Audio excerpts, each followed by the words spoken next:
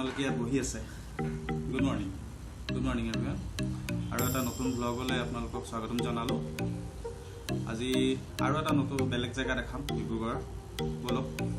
তাৰ আগতে ৰেডি হৈ লওঁ দেই সো ওলাই হ'ল বলক গৈ থাকো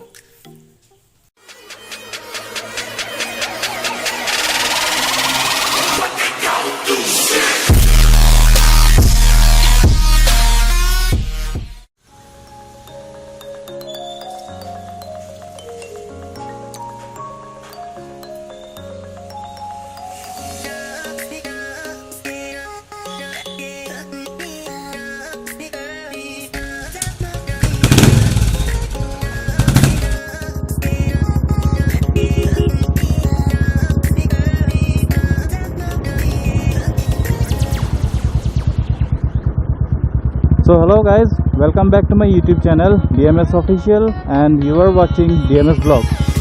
So আজি আমি এতিয়া গৈ আছো এতিয়া নকওঁ বাৰু আপোনালোকেতো থাম্বনেইলটো দেখি হয়তো গমেই পাইছে আপোনালোকে ঠিকেই ধৰিছে আমি বগীবিল ব্ৰিজলৈ যাম আৰু তাৰ বিষয়ে অলপ কিছুমান ইনফৰমেশ্যন কালেক্ট কৰি লৈছোঁ আপোনালোককো দেখাম সেইখিনি বলক গৈ থাকোঁ এতিয়া আমি ডিব্ৰুগড় টাউনতে আছোঁ জাগাটো আপোনালোকৰ টাউনৰ পৰা 17 কিলোমিটাৰছমান দূৰত হয় তো আমি এতিয়া মিলন নগৰ হৈ পেলাই ওলাম আমি বাইপাছ ৰোডটো ওলাই লৈ তাৰ পৰা আমি গৈ থাকিম বলক ৰাস্তাত আপোনালোকক দেখাই আছোঁ এইফালে চব ডিব্ৰুগড়ৰ বাগান ডিব্ৰুগড় যিহেতু টি কেপিটেল বুলি কয় তো ডিব্ৰুগড়ত আপোনালোকক বাগান নেদেখালেতো নহ'ব এইখন চব কি ধুনীয়া বাগান অকল এইখিনিয়ে নহয় ডিব্ৰুগড়ৰ চব ফালে আপোনাৰ বাগানেই বাগান আছে এই চব দুইফালে বাগান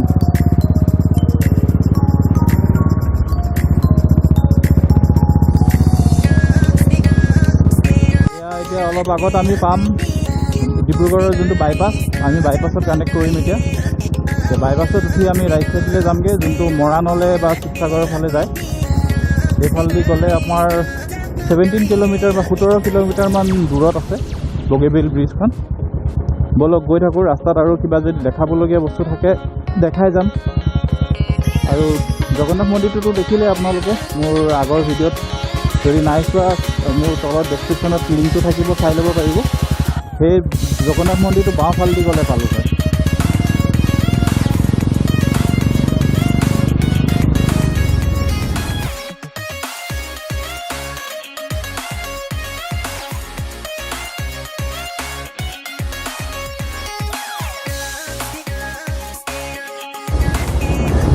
এতিয়া চাওক আমি অলপ আগত গৈ পেলাই সোঁহাতে ঘূৰিব লাগিব সেইফালে যায় বগীবিল ব্ৰিজলৈ যোনখনে আপোনাৰ ডিব্ৰুগড় ডিষ্ট্ৰিক্ট আৰু ধেমাজি ডিষ্ট্ৰিক্টখন কানেক্ট কৰে এতিয়া এইখিনিৰ পৰা 11 কিলোমিটাৰ দূৰত আছে ৰাইট চাইডে আমি সোমাই পেলাই 11 কিলোমিটাৰমান গ'লে বগীবিল ব্ৰিজখন পাম চাই থাকক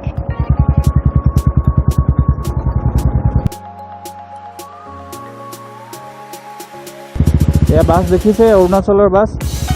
তো এই দলংখন আপোনাৰ বেছিকেলি ক'বলৈ গ'লে গেটৱে টু অৰুণাচল প্ৰদেশ কাৰণ যেতিয়া আপোনাৰ এই দলংখন নাছিলে তেতিয়া আপুনি বহুত দূৰৰ হৈ পেলাই ঘূৰি যাব লাগিছিলে অৰুণাচললৈ যাম বুলি ভাবিলে কিন্তু এতিয়া আপোনাৰ এবাউট 4 ঘণ্টামান ওচৰ হৈ গ'ল এতিয়া আপুনি ডাইৰেক্ট এফালৰ পৰা ধেমাজিলৈ গুচি যাব পাৰে গৈ আপোনাৰ ইপাৰে বগীবিল দলঙৰ সিটো মাথা যোনটো সিটো মাথাৰ পৰা এবাউট 20 কিলোমিটাৰমান দূৰতে আপোনাৰ অৰুণাচলৰ বৰ্ডাৰ আছে তো বহুতখিনি ওচৰ হৈ গ'ল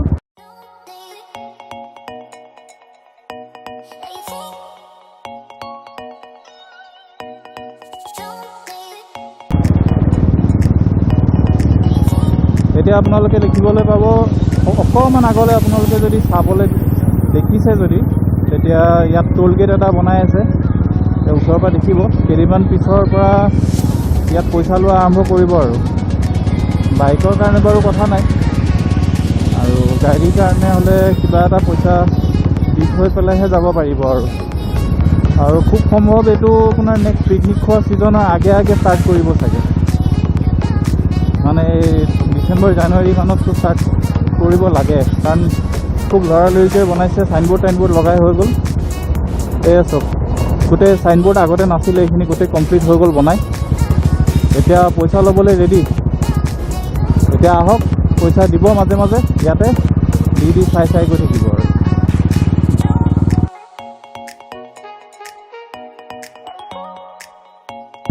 এখন সৰুকৈ এখন দলং আছে, এইখন বগীবিল পোৱাৰ আগতে। এইখনো একদম ধুনীয়া ডিজাইন দি পেলাই বনাইছে। এইখনত কিবা নাম চাম আছে যদি নাজানো দেই। এই ৰাস্তাটো এইফাললৈ চাওক, এইফাললৈ যে ঘূৰিছে এইটো ট্ৰেইনৰ ৰাস্তাটো। ট্ৰেইন ৰাস্তাটো গৈ পেলাই বগীবিলতে কানেক্ট হ'বগৈ। মানে দলংখন আমি ক'বলৈ গ'লে এইফাললৈ আছে। আৰু এটা কথা কৈ দিওঁ, এই ৰাস্তাটো আপোনাৰ নেশ্যনেল হাইৱে 15 হয়, 15 নম্বৰ ৰাষ্ট্ৰীয় ঘাইপথ। এয়া চাওক, এই তাত যে যোনটো ট্ৰেইন লাইন দেখিছিলে এইটো কানেক্ট হ'লহি আহি ইয়াতে, এই মেইন ৰাস্তাৰ ওচৰতে। এইটো লগে লগে গৈ থাকিব আৰু তাৰপিছত গৈ পেলাই তলেদি ট্ৰেইন যাবগৈ, ওপৰেদি ৰাস্তাটো যাবগৈ। এতিয়া আপোনাৰ হৈ আছে ট্ৰেইন লাইনটো ওপৰত হৈ আছে হয়নে? এতিয়া যেনেকৈ আমি দলংখনৰ ওচৰলৈ চাপিম, ট্ৰেইন লাইনটো তলেদি গুচি যাবগৈ আৰু ৰাস্তাটো ওপৰেদি গুচি যাব। চাই থাককচোন।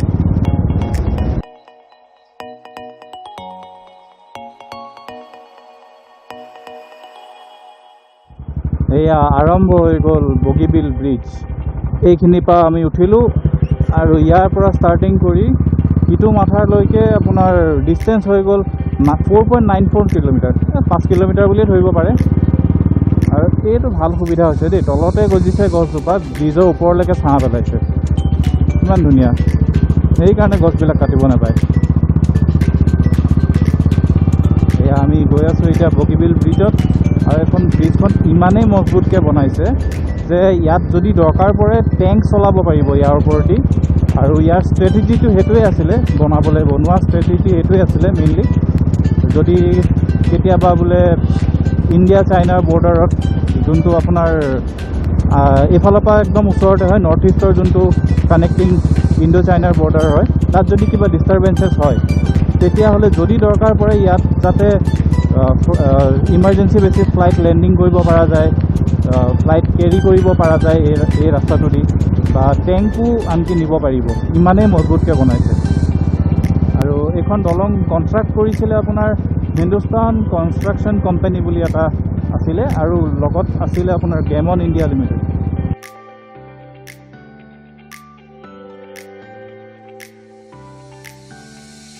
এয়া চাওক, আমি আছোঁ বৰ্তমান এতিয়া বগীবিল ব্ৰিজৰ একদম মাজতে বুলি ক'ব পাৰি।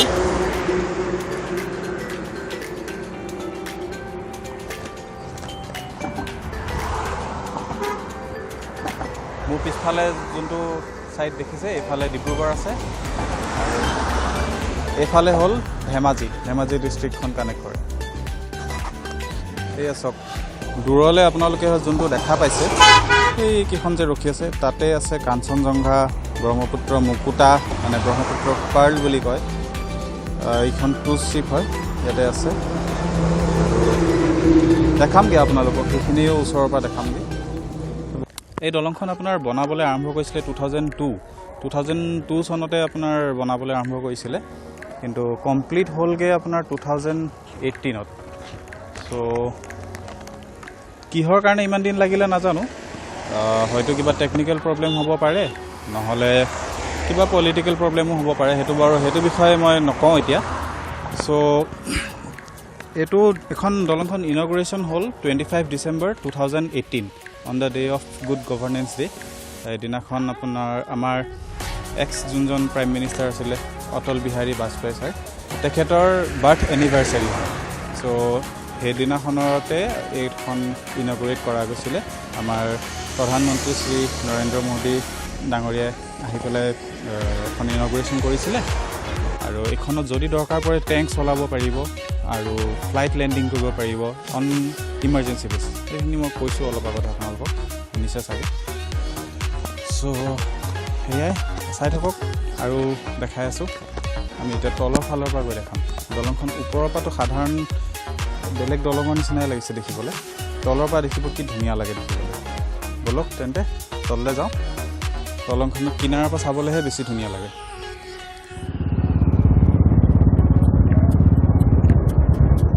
এতিয়া এইটো চাওক ৰাস্তাটো আমি তলেদি নামি যাম এতিয়া আপোনালোকক তলৰ ভিউটো দেখাব পাৰিম তো ইফালেদি গ'লে আপোনাৰ কাঞ্চনজংঘাখনো পায়গৈ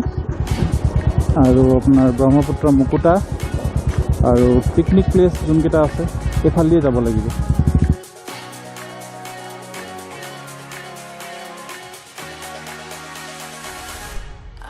এই এফালে চাওকচোন আপোনাৰ অৰণ্য মানৱ বুলি পেলাই বনাই ৰাখিছে এইটো চব মানুহজন যাদৱ পায়েং তেখেতৰ ছবিটো বনাই ৰাখিছে খুব ধুনীয়াকৈ আৰ্ট কৰিছে যোনে কৰিছে এইটো বিৰাট ধুনীয়া হৈছে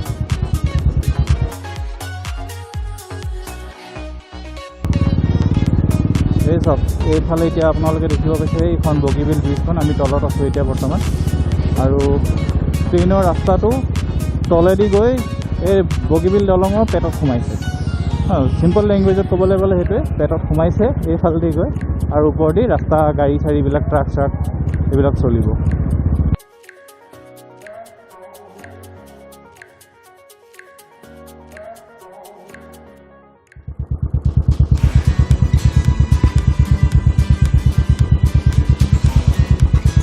এইখন চাওক কি ধুনীয়া লাগিছে দেখিবলৈ তলৰ পৰা বেছি ধুনীয়া লাগে ভিউটো এয়া চাওক আমি এতিয়া দলঙৰ তলত আছোঁ এয়া দেখিছেনে দুটা ৰেলৱে ট্ৰেক আছে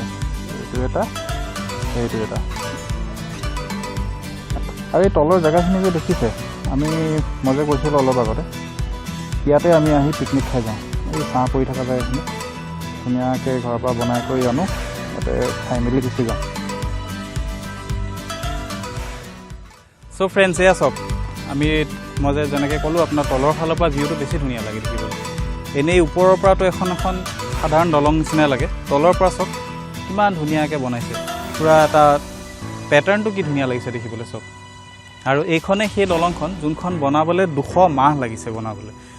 আৰু এটা কথা কৈছোঁ যে এইখন দলংখন আপোনাৰ যোনখিনি জেগাত বনোৱা হৈছে এইটো এটা আৰ্থকুৱেক প্ৰ'ন এৰিয়া চ' এইখন ইমানেই মজবুতকৈ বনাইছে যে এইখন ফুল্লি ৱেল্ডেড আৰু আপোনাৰ কংক্ৰিটৰ ছাপৰ্টত থকা বিম আছে তলত যিমানবিলাক খুঁটা দেখিছে আপোনালোকে চাওক এইবিলাক এনেকুৱা খুঁটা আপোনাৰ 41টা আছে টোটেল এই দলংখনৰ ইমূৰৰ পৰা সিমূৰলৈকে চ' এইখনৰ খুঁটাবিলাক মানে ইমান মজবুতকৈ বনাইছে বা আপোনাৰ দলংখন ইমান মজবুতকৈ বনাইছে যে এইখনে আপোনাৰ 7 ৰিক্টাৰ স্কেললৈকে আপোনাৰ আৰ্থকুৱেক সহ্য কৰিব পাৰি আৰু এই দলংখনৰ এণ্টায়াৰ লেংথটো হৈছে 4.94 কিলোমিটাৰ যোনটো হৈছে আপোনাৰ এবাউট 3.07 মাইলছ হ'ব চাগে দেই আৰু এইখনেই হৈছে ইণ্ডিয়াৰ লংগেষ্ট ৰেইল কাম ৰোড ব্ৰিজ যোনখনত আপোনাৰ ৰেলৱে 2টা ট্ৰেক আছে আৰু এইখন এছিয়াৰ ছেকেণ্ড লংগেষ্ট ৰেইল কাম ৰোড ব্ৰিজ হয় আৰু দলংখনটো আপোনালোকে দেখিলে ইমান ধুনীয়া আৰু যোন ইঞ্জিনিয়াৰে বনাইছিলে সিহঁতি কৈছিলে যে এইখনৰ ছাৰ্ভিচেবল পিৰিয়ড ইজ এবাউট 120 years মানে ভাবি চাওক কিমান ধুনীয়াকৈ বনাইছে এইখন চ' গাইজ আৰু এটা কথা কওঁ এইখনৰ এষ্টিমেট কিমান হৈছিলে গম পায়নে আপোনাৰ ইনিচিয়েলি এষ্টিমেট কৰিছিলে 1767 crore মান কিন্তু ৰ'দ লাগিছে দেই চকুত আৰু 1767 crore আপোনাৰ এষ্টিমেট আছিলে ইনিচিয়েলি বনাবলৈ কাৰণে কিন্তু লাষ্টত খৰচ কিমান হ'লগৈ গম পাইছেনে 5960 crore টোটেল খৰচ কৰিবলগীয়া হ'ল ভাবি চাওক কিমান বেছি খৰচ কৰিবলগীয়া আছে কিমান হাই টেকন'লজি ইউজ কৰিছে বাহিৰৰ দেশৰ পৰা আনি বহুত বস্তু ইউজ কৰিবলগীয়া আছিলে আৰু টোটেল খৰচটো আপোনাৰ ইন মিলিয়ন এইটো ডলাৰত হ'লে আপোনাৰ $790 million হয় US ডলাৰ ভাবি চাওক কিমান খৰচ কৰিছে ঠিক আছে বলক এতিয়া আপোনালোকক আমি কাঞ্চনজংঘা আৰু ব্ৰহ্মপুত্ৰ মুকুতাৰ এটা গ্লিম্পছ দেখাই লৈ যাওঁ বলক গৈ থাকক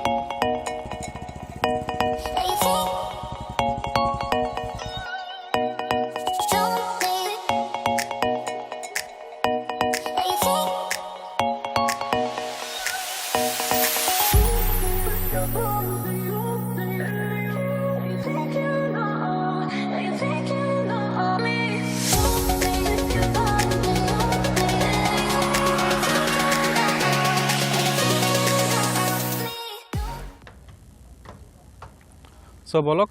এতিয়া আমি কাঞ্চনজংঘা ফ্লোটিং ৰেষ্টুৰেণ্টখনৰ পৰা আহোঁগৈ এইফালেদি নামি যাব লাগিব দেখিছেনে বাইকখন ইয়াতে থৈ যাওঁ ওপৰতে তলতো নিব নোৱাৰি বলক গৈ থাকোঁ এয়া সন্মুখত যোনখন দেখিছে এইখন আছে ব্ৰহ্মপুত্ৰ পাৰ্ল এইখনো এখন ক্ৰুজ শ্বিপ হয় ইয়াতে ৰেষ্টুৰেণ্টৰো ব্যৱস্থা আছে প্লাছ ইয়াত থাকিবও পাৰি থকা ব্যৱস্থাও দিছে আৰু ইয়াতে মষ্ট প্ৰবলি মই যিমান দূৰ শুনিছোঁ ইয়াতে কেতিয়াবা কেম্পিং কৰিব বিচাৰিলেও ইয়াতে এলাউ কৰে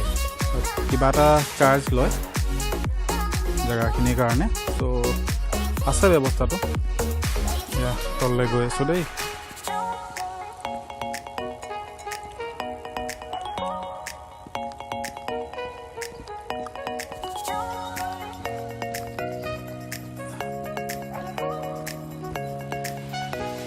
এই চব কিমান ওপৰৰ পৰা নামিছোঁ এইখন মোৰ বাইকখন তাতে থৈ আহিছোঁ আৰু এইটো নতুনকৈ বনাইছে চাগে দেই আই লাভ কাঞ্চনজংঘা বুলি বলক ওচৰৰ পৰা দেখাই আছোঁ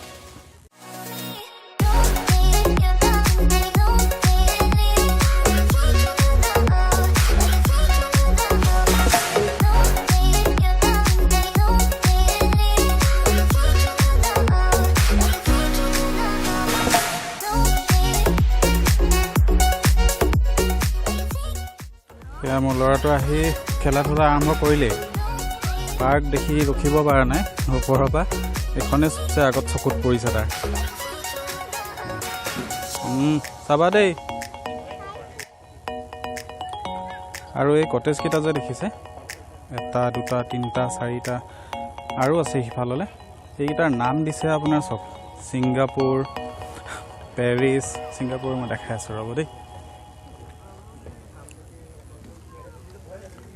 এয়া হ'ল ছিংগাপুৰ পাইছোঁ আহি তেনেকৈ সিটো পেৰিছ তেনেকৈ বিভিন্ন ধৰণৰ নাম দিছে আৰু এইকেইটাত আপোনালোকে থাকিব পাৰে আহিলে বুক কৰিব লাগে চ' থকা ব্যৱস্থা আছে ইয়াত খোৱা ব্যৱস্থা আছে পাৰ্ক আছে আৰু খুব ধুনীয়া পৰিৱেশ সেইটো এটা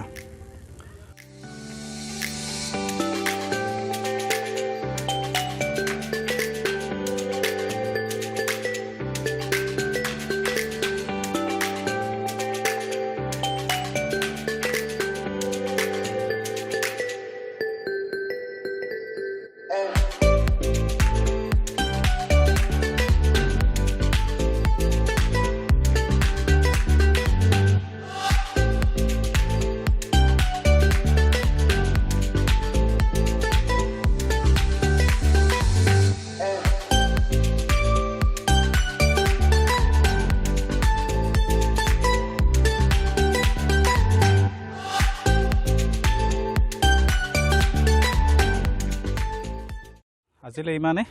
আজি এই ভিডিঅ'টো ইমানতে সামৰণি মাৰিম বুলি ভাবিছোঁ আজিৰ ভিডিঅ'টো চাই যদি ভাল পালে তেতিয়াহ'লে লাইক কৰিব শ্বেয়াৰ কৰিব সকলোৰ লগতে আৰু চেনেলটো কাইণ্ডলি ছাবস্ক্ৰাইব কৰি দিব আৰু এটা নতুন ভিডিঅ'ৰ সৈতে লগ পোৱাৰ প্ৰতিশ্ৰুতিৰে আজিলৈ এৰিছোঁ বাই